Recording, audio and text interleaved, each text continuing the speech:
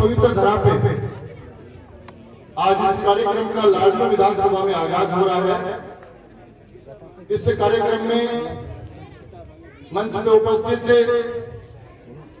हमारे उपखंड अधिकारी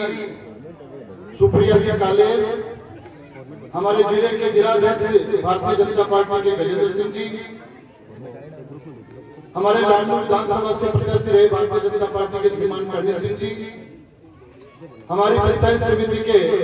प्रधान प्रत्याशी श्री हनुमान जी, तहसीलदार साहब सुरेंद्र जी, नायब साहब, वीडियो साहब, वकील साहब, यहाँ के युवा और एनर्जेटिक सरपंच साहब एवं पंचायत समिति के हर विभाग से पधारे हुए समस्त इस कार्यक्रम को सफल बनाने वाले कर्मचारी बंधुओं, इस रतऊ की पवित्र धरा से पधारी हुई बहुसंख्य मेरी माताएं बहनें और लाडली विधानसभा से समस्त जनप्रतिनिधिगण एवं रतऊ के वासिंदों, सबसे पहले मैं आपको बताना चाहूंगा कि ये कार्यक्रम किसी पार्टी विशेष का या भारतीय जनता पार्टी का कार्यक्रम नहीं है। ये कार्यक्रम पूर्णतया सरकारी कार्यक्रम है जो पूरे देशव्यापी कार्यक्रम के दौरान 16 तारीख से हमारे प्रदेश में प्रारंभ हुआ। कुछ टेक्निकल प्रॉब्लम्स की वजह से हमारे यहाँ वेन नहीं पहुंच पाई, आज वेन आई और आप सौभाग्यशाली हैं कि लाडली विधानसभा का सबसे पहला कार्यक्रम आपकी इस रतऊ की पावन धरा से शुरू हो रहा है। बंधुओं, जैसा कि एसडीएम साहिबा ने बताया, विभिन्न प्रकार की योजनाओं का जो यहाँ लाभार्थी हैं वो अपनी कहानी खुद की जुबानी बताएंगी और जो इसके एंटाइटल हैं और जिन लोगों को अभी तक इन योजनाओं का लाभ नहीं मिला, आप सब जानते हैं और आपने सुना भी होगा या कहीं पढ़ा होगा कि सपने वो नहीं होते जो नींद में लिए जाते हैं, सपने वो होते हैं जिनको पूरा किए बिना नींद नहीं आती। हमारे देश के यशस्वी प्रधानमंत्री ने इसका एक प्रैक्टिकल आपके सामने उपस्थित किया कि वो आज 18 घंटे जगकर इस भारत को विकसित बनाने के लिए कृत संकल्पित है और इस कार्यक्रम का नाम विकसित भारत संकल्प यात्रा इसीलिए रखा है कि अभी 24 साल बाकी है और हिंदुस्तान जैसे बड़े राष्ट्र के लिए विकसित का तगमा हासिल करना कोई आसान नहीं होता। इन विभिन्न प्रकार की योजनाओं को वही जान सकता है जो धरातल से जुड़ा हुआ हो, जिसने इस हिंदुस्तान को जिया हो, जिसने इस देश के हर तबके से अपना संपर्क साधा हो, एक साधना का प्रतीक जिसका कुशल नेतृत्व हमें आज 9.5 साल से मिल रहा है। साथियों, हम सब जानते हैं, ज्यादा नहीं बोलूंगा,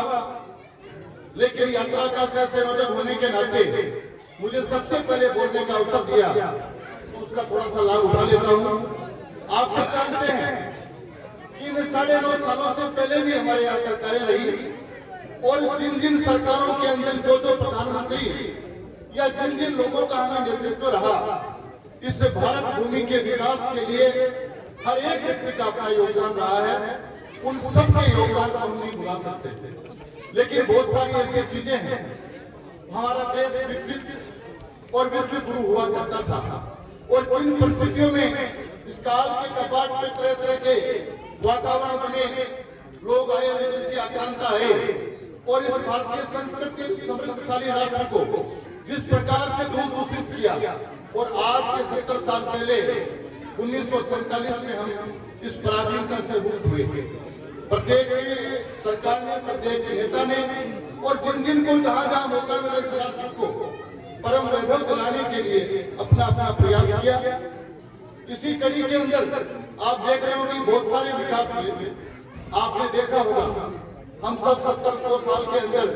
पहले हम गरीबी की हालात में जिया करते थे, लेकिन अब हम सब महलों में जो भी अपने सामर्थ्य अनुसार घरों में रहते हैं, लेकिन किसी ने सुध नहीं ली कि हमारे आराध्य देव विश्व के अंदर प्रातः स्मरणीय भगवान श्री राम 450 से 500 साल केंद्र में विराज रहे थे, उनको एक विशाल मंदिर के अंदर स्थापित करने का काम किसी ने किया तो इस नरेंद्र मोदी ने किया, जिसने आज भारत को 2047 के अंदर विकसित भारत बनाने का सपना लिया। आपने ये भी देखा होगा कि देश तो आजाद हुआ, लेकिन आजादी हमारी थी वो खंडित थी। इसको अखंड भारत बनाने का यदि जज्बा और जुनून किसी ने जगाया तो इस लोकसभा के अंदर धारा 370 और 35A को नेस्तनाबूद करके इस भारत के मुकुट और इस सिरमौर कश्मीर को भारत का हिस्सा बनाकर इस देश को पहली बार अखंडता का दर्जा दिलाने का यदि किसी ने काम किया तो वो यही प्रधानमंत्री जिन्होंने विकसित भारत का सपना साकार करने का जो कुछ संकल्प किया उसने उसी प्रधानमंत्री के कार्यकाल में हुआ। आपने और भी देखा होगा कि जिस प्रकार से विश्व के अंदर आज तरह तरह का वातावरण बना हुआ है, जिस प्रकार से दूषित वातावरण पूरे विश्व में बना हुआ है, विश्व को आज ऐसे नेता की आवश्यकता है जो पूरे संसार का नेतृत्व करे। ऐसे नेतृत्व का भाव यदि संसार में कहीं देखने को मिलता है तो इसी नरेंद्र मोदी जी के अंदर मिलता है। इसी का परिणाम है कि सारा विश्व आज उनके नेतृत्व की ओर देख रहा है। और आपको जानकर बड़ा गौरव होगा साथियों, प्रधानमंत्री किसी पार्टी का नहीं होता, प्रधानमंत्री हम सबका होता है। जो भी प्रतिनिधि चुन के आते हैं वो किसी जाति विशेष और किसी परिवार विशेष और किसी व्यक्ति विशेष का नहीं होता, वो चुना हुआ प्रतिनिधि पूरे देश का होता है और उसका उसी हिसाब से सम्मान करना चाहिए। और सम्मान करना चाहिए उन नीतियों का जिनकी नीतियों के निर्धारण से हमारा राष्ट्र परम वैभव पर पहुंचे। बहुत सारी योजनाएं हैं, आपने देखा होगा कि 70 साल से किसी ने इस ओर ध्यान नहीं दिया। हम जानते हैं कि 10 साल पहले जब हम खेतों में जाते थे या दौड़ने के लिए जाते थे तो हमारी माताएं बहनें सुबह 4 बजे खुले में शौच करती थी। हमारे बीच में पर्दा था तो वो संस्कार और चरित्र का था और हम निकल जाया करते थे। उन बहनों को इज्जत बख्शने के लिए शौचालय के रूप में इज्जत घरों का निर्माण करवाने का यदि किसी ने सोचा तो वो इसी प्रधानमंत्री ने सोचा जिसने स्वच्छ भारत अभियान चलाकर उसको एक आंदोलन का रूप दे दिया। इस प्रकार के प्रधानमंत्री का संकल्प जो है वो भारत को विकसित बनाने का है। आपने और भी देखा होगा कि किसी